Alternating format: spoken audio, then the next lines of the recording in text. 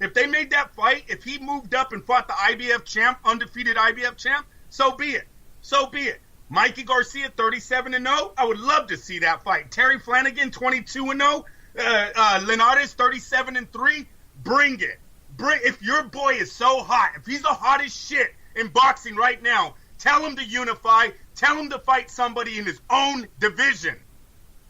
We give him way too much credit. Nicholas Walters had to move up to fight him after a 1-year layoff. Guillermo Rigondeaux had to move up to fight him 2 divisions after what? Like, I forgot how many months they said Rigondeaux was off last night. He was like 11 months, 10 months or something like that. Come on. Inactive, over the hill on age, and you're moving 2 divisions? Stop giving him so much freaking credit. Come on, people. The guy is good. But don't see, for any of you calling him a GOAT this morning, you're fucking insane. You're insane. You're foolish. You buy into the bullshit that Top Rank's feeding you. Why don't you tell Lomachenko, if you're such hot shit, unify. And if you don't want to unify, when you move up, why don't you take on one of the top 3 opponents? Feel good? No, I needed to get that. The internet, I swear, sometimes these people, Lee, and then you got guys that are like, oh, anyone talking about his age just means you're a hater. Are you 37? Are you serious? When the fuck was that young in our sport? In any sport? You feeling better? All right, news of the week. All right. Go to fightnetradio.com.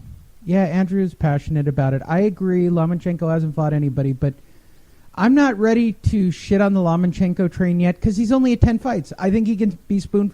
We've tolerated this horse shit out of a lot of fighters. But Lee, they called him the GOAT last night. I know. They're saying he's pound for pound number 1. Come on. I understand that. I get that. He's what, 9-1 or 10-1? What is he now, 10-1? 10-1-8, yeah. 10-1-8. Okay. And never rematched the guy that beat him. I get that. And he's not going to either. Not anymore. That guy just retired. Right. It is what it is. So I'm going to give them a chance until, look, it's a promoter's job. It's ESPN. Well, forget HBO's telecast. I don't even know what those announcers were doing. They were having a conversation about boxing while watching a fight. Yes, they do that way too much. Okay, that was what. Then you go to HBO where they're just talking about one fighter, one way that benefits their story. So nobody's doing what they should be doing, which is calling the fight. And another just call thing the fight. I thought, just call the fight. Another thing I thought HBO ruined last night in the main event was trying to glorify it in 6 minutes. In 6 minutes, Lee, they are there. Oh, this is a classic. This is unbelievable. Well, look, I get selling that. Overhyping the Peter Nelson comment about we have the action fights. Like, come on, yeah, but guys. understand, they're going to get 1 million views for that fight. Ah, shit. I don't know, and man. Bob Lee, is the happiest man on the planet. Look, the happiest person today for 2017. There are 2. Eddie Hearn should be promoter of the year for putting on the best fights, right? He killed it by far. He had the highest grossing fights.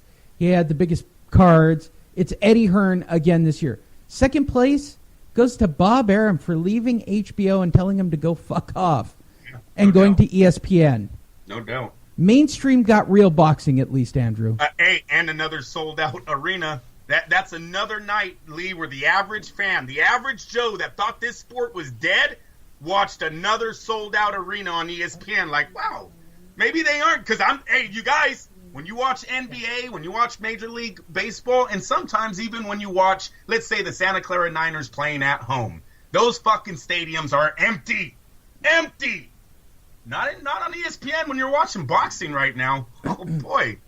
Big shout out to Bob Arum selling out that Madison Square Garden. Now, I know it wasn't the big building, but that thing did look good on TV. It looked great on TV, unlike HBO that had to darken out the entire arena. You could only see Toledo's 2 rows family around the ring. That's not good. They're like, here, just shoot Toledo's family again. Right, and then even that showed how many empty rows were around them. It was around them, yes, sir. That takes us to news of the week. There's just a couple of stories to cover that you guys actually care about. First and foremost is the ridiculous rumor, via Manny Pacquiao no less, that he's going to fight Triple G. Manny Pacquiao said, he wants to fight Triple G. I'm going to fight Triple G. We are very close. Well, no, you're thinking McGregor, bro. I'm sorry, McGregor. Yeah, sorry, McGregor. All right, my bad. I was like, man, where did that come from? I'm going to fight McGregor. I'm very close. Very close. You know, go ahead. Then I'm going to be president of the Philippines and write my own novel and become a third world dictator. Whatever. Yeah, whatever. You know, listen, both of the... By the way, Bob Arum would make that deal. Bob Arum's not an idiot. He'll take $100 million check. He will. Of course he will, but it doesn't seem like the UFC wants any part of this fight. They're not offering him enough money to fight anywhere else. Yeah, but I once again, I think the UFC has bigger plans for their company than 2 fights in the boxing world. If the UFC's smart, they're going to try to transition McGregor into a winning fighter before you put him in another $100 million payday. Because they're going to be making hundreds of millions, even making him a winner. I mean, seriously, call Bob Arum, ask their matchmaker who McGregor should face. Bob Arum is the star. He's the king at making boxing stars. I mean, seriously, people, you guys are calling Lomachenko the new Ali. Don't you guys fucking just realize you called Manny Pacquiao that 5 years ago? Like, how many Muhammad Alis are there, Lee? Seriously. Yeah. Bob Arum he's Muhammad Ali. He's Muhammad Ali. Shut up, man. Manny Pacquiao, now is he Muhammad Ali? Now, seriously, now when you look at Manny Pacquiao, is he even close to Muhammad Ali, you guys? Vasyl Lomachenko already has a loss, and he didn't even rematch the guy. Fucking Ali never took a defeat and didn't rematch.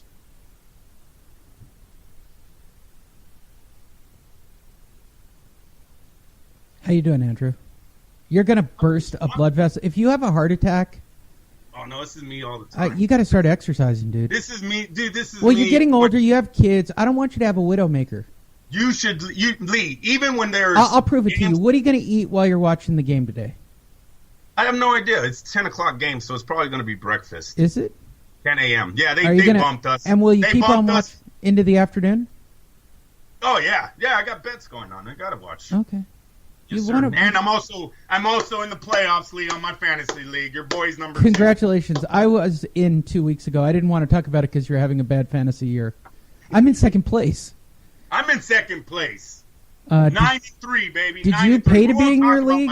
Are you about to win $1,000? I'm sorry. No, I think it's around 3, 4, something like that. Yeah, because in this league, second place gets a piece of the pie. Yeah, but that doesn't mean anything. It's whether or not your players perform in the last 2 weeks, which is the fucked up part of fantasy football. Oh, of course.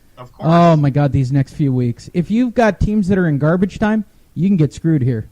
I had a guy in my league that played 4 New Orleans Saints all year. 4 Saints, Lee. Thursday night killed them. Thursday night, they only scored, 17 points? That's it. He got murdered on that game. How the hell you have 4 players on one roster? That's insane. Yeah. But anyways, keep it moving. So let's talk about Jeff Horn. The 6:30 Wednesday fight? What the hell's going on? Well, we didn't talk about it, but, 6:30 in the morning on a Wednesday, you guys. Yeah, it's not like anybody gave it to us in prime time. So that fight did go down. For those of you who don't remember, Jeff Horn's the guy who beat Manny Pacquiao. Yep. So Bob Arum promoted the WBO world title and didn't replay it at a time when anybody could actually see it. No. That fight's gonna happen. Jeff it's gonna happen, right? Yet. So what is this? The one you're thinking about is James DeGale lost. James DeGale lost this week. Okay. Saturday morning. So December 13th. It's coming up on Wednesday at 4 in the morning or whenever it is. James DeGale lost his I love these comments. I love these comments. So Cochran has said that he would not tolerate Horn's dirty tactics and would bite him if he used his head during the fight. I just don't even know if I'm gonna be able to watch this thing live. Maybe I'll stream it on my phone, watch it at some job site that I'm at. But 6:30 in the morning on a Wednesday, right. It's really weird time frame for a boxing match. Should we talk about next week's fight, Pascal? That one already happened. I mean, not Pascal. Come on, help me out. The Canada fight. Is it what, Adonis Stevenson? Adonis, yeah, that's Saturday.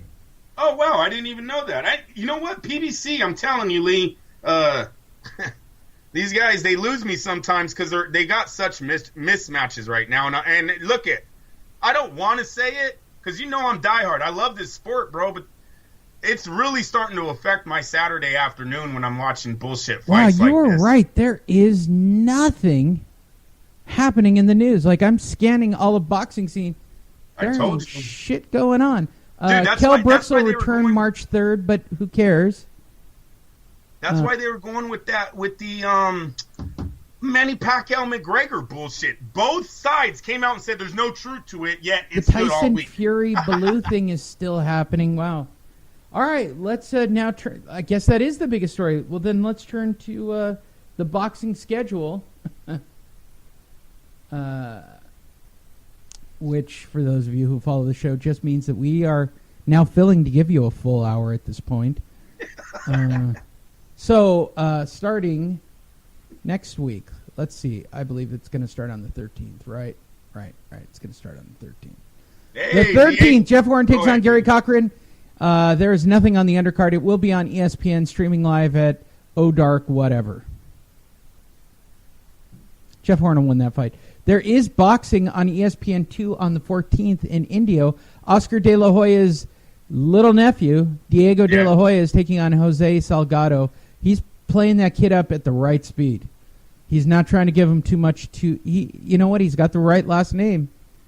Might be Oscar is old school. Yep. You see his nephew's record? I think it's his cousin. I don't even know if it's his nephew. Whatever. 20-0 already. Yep. He's 20-0, Lee. And he's got he's headlining ESPN cards on a Thursday night. Good call. Yep.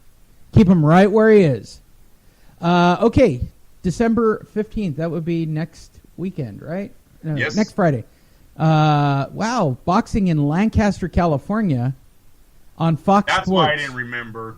Jesse Vargas is taking on... They're in fucking Lancaster, dude. I know. Is this as crazy as I think it is? For those of you who don't understand why Lancaster, California is crazy, when you leave from L.A. to go to Vegas, the first shithole desert town you encounter is Lancaster.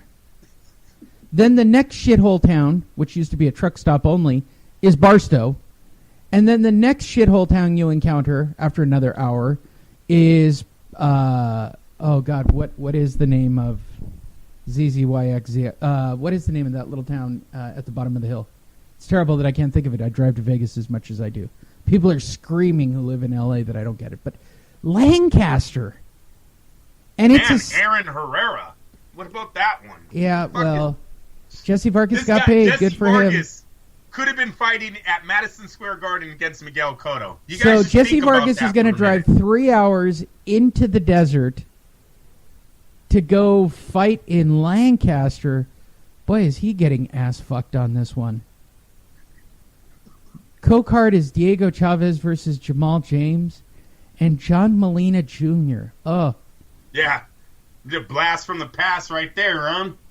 Well, that makes me want to sit down on a Friday night. Lancaster, dude. I can't even imagine.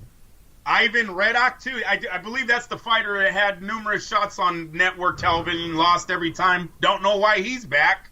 But like I told you guys, there's no one really to pick from. And that's why we got quitters nowadays. Saturday night, HBO, the only one that actually matters and it might actually be entertaining. Billy Joe Saunders takes on Mario Lemieux. Yes. 12 rounds for Saunders' WBO middleweight title. Oh, Eddie Hearn back in the building on this one. Yep. No, it's a good fight. I like Billy Joe Saunders. He's a very good boxer. Lemieux is a power puncher. It's a good fight. It's a good. Yeah. It's a real. First of all, it's a real middleweight fight with two real middleweights. They're tailor made for each other. It should look pretty. It's like a visually entertaining fight. And I'm really starting to think that the Triple G Canelo hasn't been announced because they're waiting for the winner of this one. Either guy are big ticket sellers, and